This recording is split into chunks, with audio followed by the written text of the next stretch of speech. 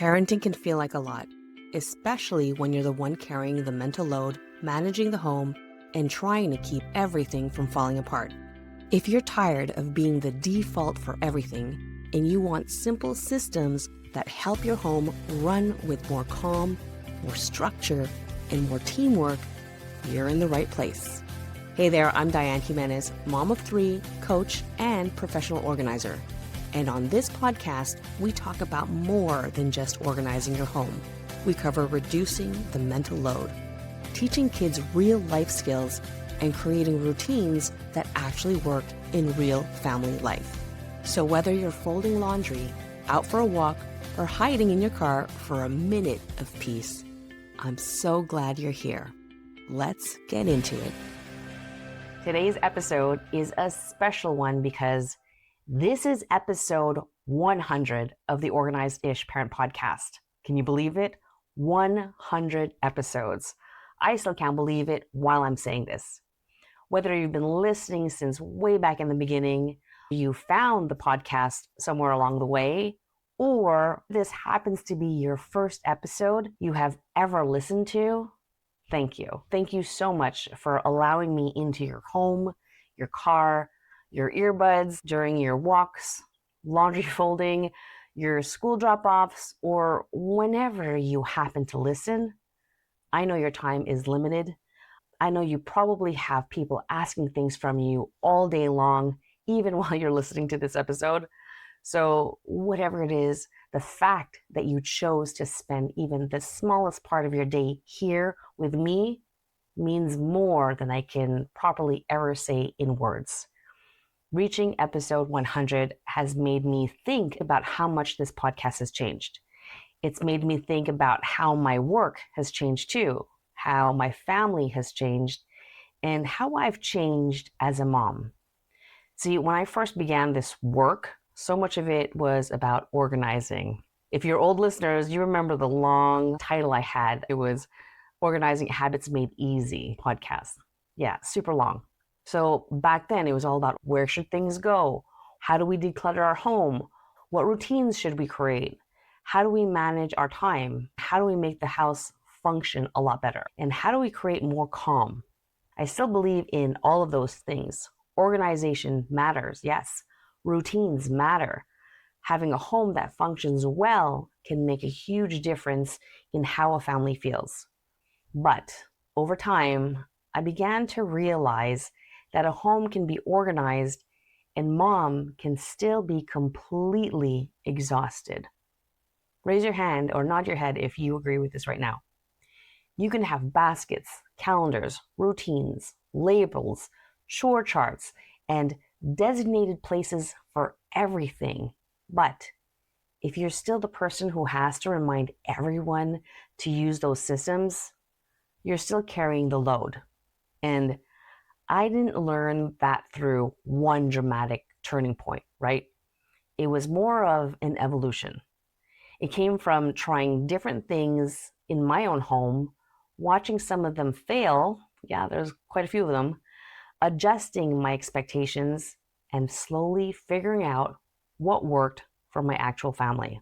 So here's a story. It happened a while ago. At that time, my kids were younger, and every Sunday morning, my husband would take them to jiu-jitsu. And it was quite a ways away, so I did have some time for myself. So what did I do? Since they would be out of the house for about 2 hours, I would think, hey, this is my chance. This was my opportunity to clean the main floor of our house without anyone walking behind me and immediately undoing everything I had just done. So while they were gone, I cleaned. And I didn't just tidy up. I cleaned the house from top to bottom. Wiped everything, got rid of all the fingerprints and footprints, put everything away. I cleared the surfaces. I even made the entire main floor look spotless. For a few minutes, the house was clean, quiet, peaceful, and exactly the way I thought it was supposed to look. And then my family came home. Shoes came off, bags were dropped, kids came moving through the house like it was the first time they've been there, And within 10 minutes, approximately, it looked like the children have lived there the whole entire time. I had spent almost the entire 2 hours they were gone creating a version of our house that could only exist when nobody was actually living in it. And do you know what I did the following Sunday? Yep, you guessed it. I did the exact same thing. I know, crazy. I cleaned the house until it was spotless. They came home, and within minutes, it was no longer spotless. It took me 2 Sundays to finally stop and ask myself, why am I doing all of this? But that belief about what my house was supposed to look like didn't come out of nowhere. Actually, it was my mother-in-law that kept an incredibly clean home. She was a stay-at-home mom, and somewhere along the way, I had absorbed that idea that because she had run her home that way, I should be able to do the same thing. If she could keep her home spotless while raising her family, then I thought, well, that must be what a well-run home was supposed to look like. And if I couldn't maintain that, maybe I was doing something wrong. But I was exhausted. I was raising 3 kids, just like her, but I was also trying to run a business. We were parenting in different times with technology constantly available and constantly competing for our children's attention. My mother-in-law and I happen to be 2 different moms. We have different personalities, different strengths, different family dynamics, and different circumstances. I couldn't take the way someone else ran her home during a different time and under different circumstances and use it as the standard for whether I was doing a good job. I had to create a standard that made sense for my actual family. A home with children is not going to look like a museum, by the way. It's going to be lived in. People are going to eat in it. They're going to dump all their things everywhere. They're going to drop things. They're going to begin projects and maybe or may not finish it. They're going to move from room to room and then back again. There will be shoes, backpacks, dishes, laundry, toys, papers, and evidence that people actually live there. That doesn't mean we give up and allow the entire home to fall apart. No. But maybe success is not having a home that stays spotless. Maybe success is having a home that can be brought back to good enough without requiring hours of one person's time. That's really where the ish in the Organized-ish Parent podcast comes from. Organized-ish is not about lowering the bar because we gave up. It's about choosing a realistic bar. It's about creating a home that makes sense for the people who actually live in it. Because the way I naturally organize sometimes isn't necessarily the way my husband will use it. It may not even be the way my kids will use it either, right? We all have different speeds. We notice different things. We remember things differently, and we put things away differently too. A system can only look beautiful on paper and still fail if it only makes sense to one person. I learned that lesson again when I tried to fix our school mornings. We needed to be more timely, and I was tired of repeating myself. And electronics at our house was a major distraction. We'd gotten a Google Home with a screen, and the kids discovered that asking Google questions was fun and apparently hilarious. It started innocently enough, like they would ask Google, what sound does a goat make? Then the answer reminded them of another word. So that became Google, what sound does a ghost make? Then that answer reminded them of something else. They asked Google, what sound does a train make? Because in all honesty, when I heard it, it did sound like a train. And of course, because they're kids, eventually someone asked, Google, what sound does a fart make?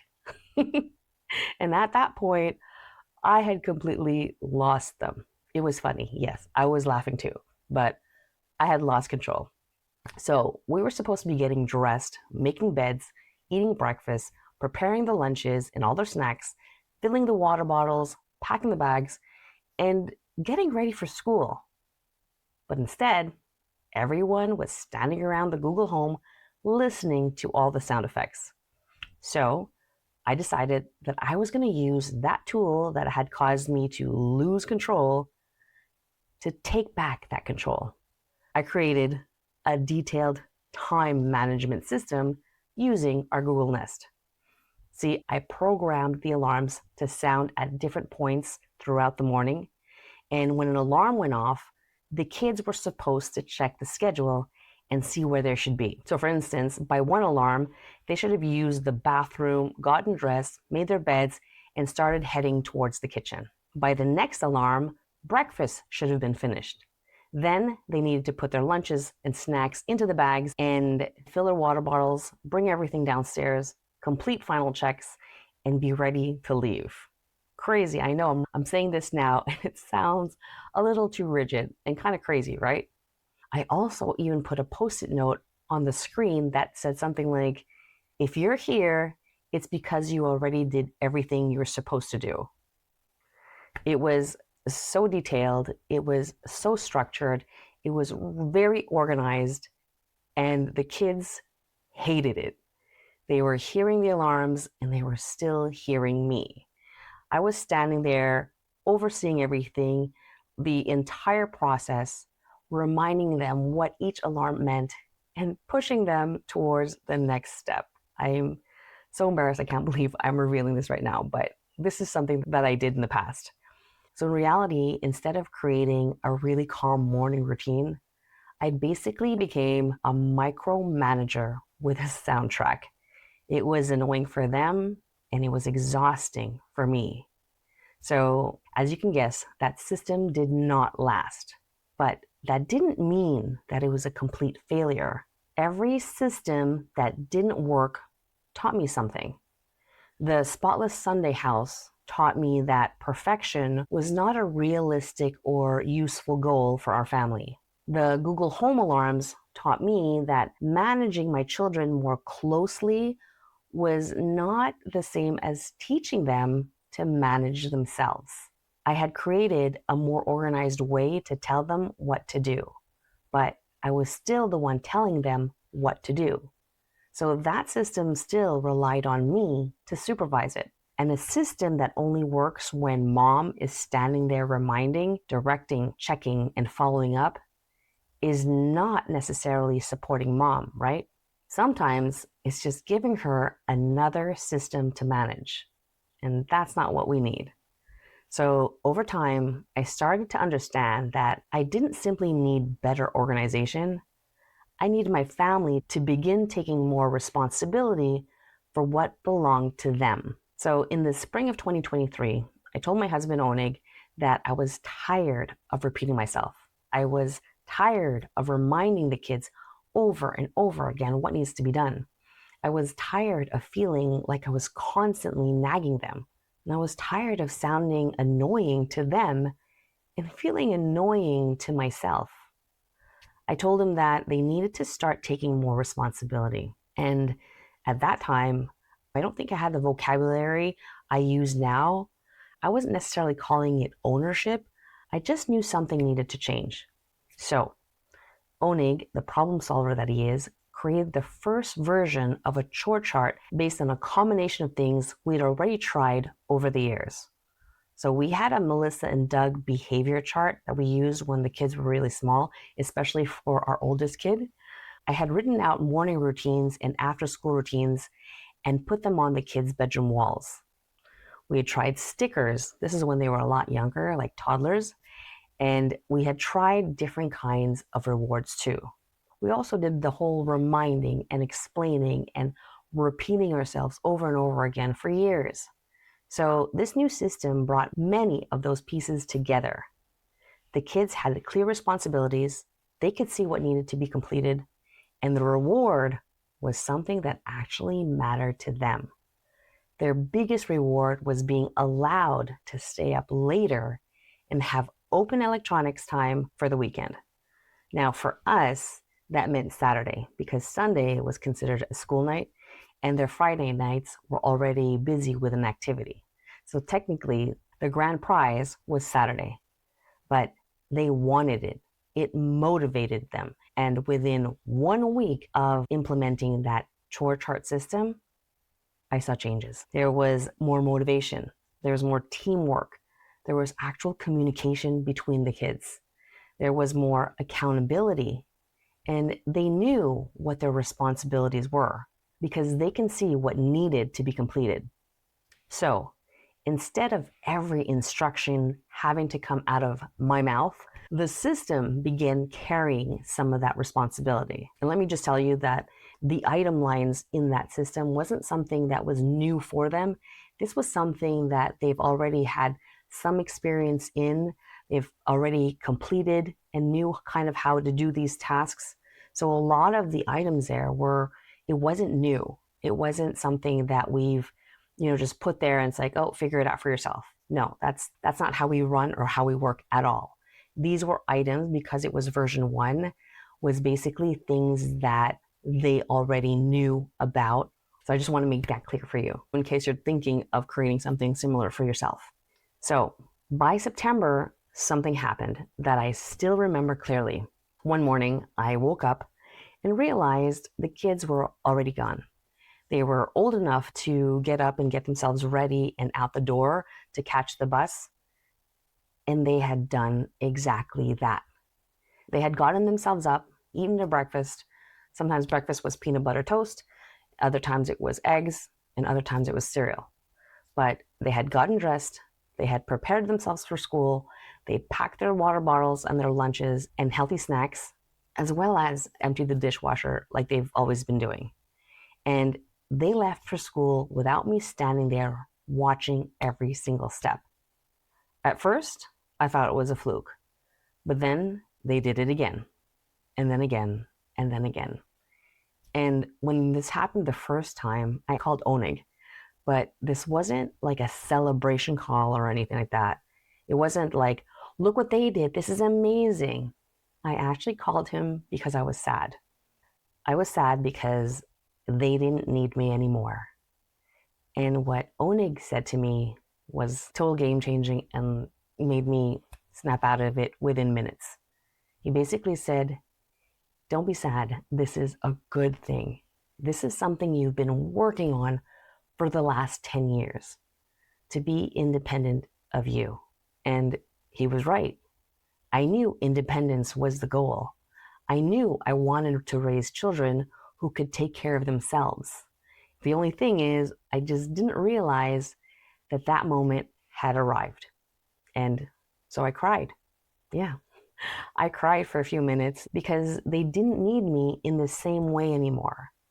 And then honestly, after that conversation with Onig and the realization he made me have, like I said, I got over it within minutes because I could finally see what was possible.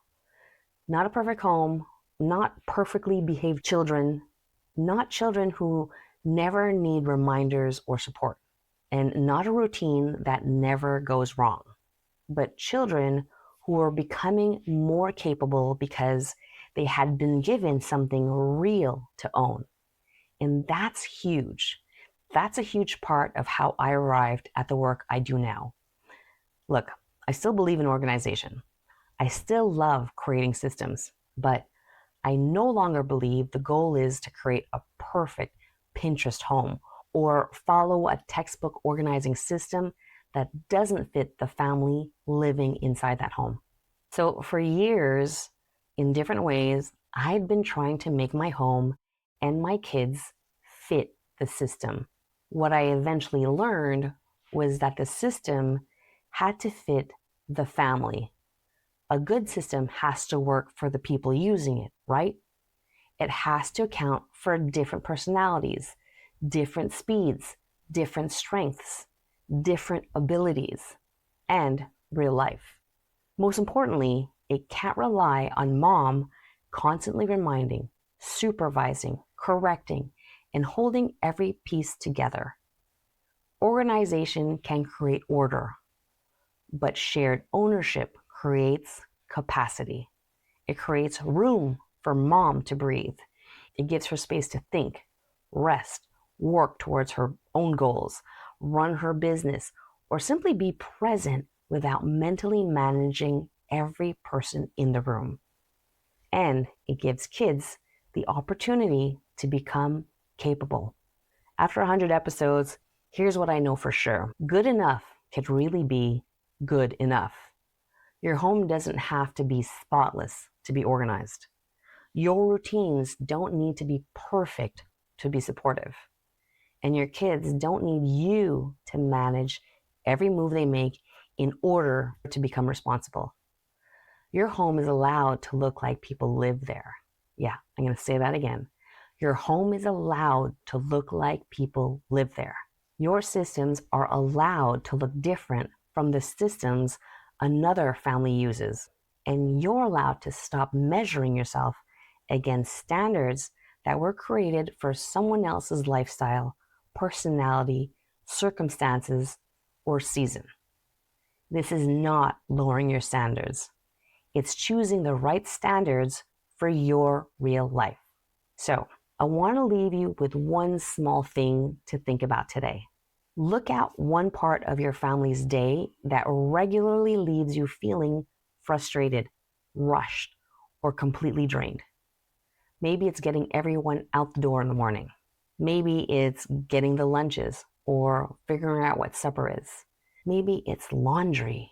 Maybe it's homework, bedtime routine, school paperwork, or constantly picking up after every single person. So pick one and then ask yourself, is this system helping my family become more capable? Or has it simply given me a more organized way to manage everyone? Listen, there's no judgment in that question. I've created plenty of systems that look great on paper, but still required me to stand there directing every single step. Just notice one place where you have become the alarm clock, the reminder, the instructor, the instruction manual, the quality control inspector, and backup plan. Then choose one small piece of that routine that someone else in your family could begin to learn to take as their own. Not the whole routine, not all the laundry, not the entire kitchen, not every responsibility in the house. Just one piece. Maybe your kid begins filling their own water bottles. Maybe they're responsible for putting their lunch into their school bag. Maybe they check the family calendar instead of asking you what's happening that day or that week. Maybe they begin clearing and wiping their own place after dinner.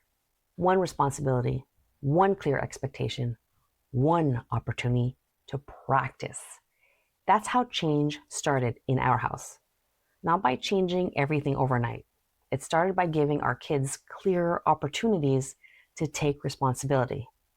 And if you're listening to this and you're thinking, I know exactly where my family needs more ownership, but I have no idea how to make that shift without creating more arguments, reminders, and more work for myself, I would love to help get you started. So to celebrate the 100th episode, I'm opening 2 complimentary listener spots for my 5-day ownership reset. Over 5 days, I will work with you privately to choose one age-appropriate household responsibility and begin transferring real ownership to your child. We'll meet for about 30 minutes each day. We're not going to overhaul your entire home in 5 days. We're not trying to create perfect kids or perfect routines. No, we're starting with one responsibility, one clear system, and one meaningful shift. And because this is private, hands-on support, I'm keeping it to 2 moms who can fully participate during those 5 days and provide honest feedback afterwards. There's a short application form linked into the show notes, and I'll be choosing moms whose situations are a good fit for this process and who are ready to put what we create into practice. This is an introduction to the deeper work I do through coaching, helping overloaded moms move away from managing every detail and begin creating a home where the family carries more responsibility together. And episode 100 also feels like the right time to share what is changing here on the podcast. Over these first 100 episodes, the show has evolved alongside me. It began with conversations about organization, routines, time management, and creating calmer homes. Those things are still going to be a good part of what I talk about, but now I understand much more clearly what connects all of them. So many moms are not simply disorganized, they're overloaded. They're carrying too much of the planning, remembering, anticipating, reminding, managing, emotional responsibility for the whole family. Better organization alone can't solve that if every system still depends on mom, right? So, beginning with the next episode, the Organized-ish Parent podcast is officially moving into seasons. The next episode will still be episode 101 overall, but it'll also mark season 1, episode 1. New episodes will also be moving from Thursdays to Tuesdays, and they'll continue to be released every other week. So, the first episode of the new season will be released on Tuesday, August 18th. And throughout the season, we're going to dig deeper into what it takes to create a home that doesn't depend on mom for everything. We're going to talk about overload and ownership. We're going to talk about family teamwork, supportive routines, practical home systems, and how we raise children who don't simply help when we ask, but gradually become capable of seeing and managing what belongs to them. Because the goal isn't to build a perfect home. It's to create more capacity for you while raising capable humans who know how to contribute to the life you share. So, make sure you're following or subscribe to the podcast so that the first episode of the new season appears for you on August 18th. And whether you've listened to one episode or all 100, thank you. Thank you for being here, for allowing me to share what I've learned, what I'm still learning, and the systems that don't work nearly as well as I hope they would. Thank you for letting me be honest about the fact that our home isn't perfect, our routines are not perfect, and neither am I. This podcast has changed my family, it's changed my work, and it's also made me more clear about the moms I'm here to help. I'm incredibly proud that we have reached episode 100, but I'm even more excited about where we're going next. So here's to homes that are lived in, to systems that work for real families. Here's to moms having room to breathe, and here's to raising kids who know how capable they are. Thank you so much for celebrating episode 100 with me. I will see you back here on Tuesday, August 18th for the beginning of season 1. Have a great rest of your day and your week. Until then, bye-bye.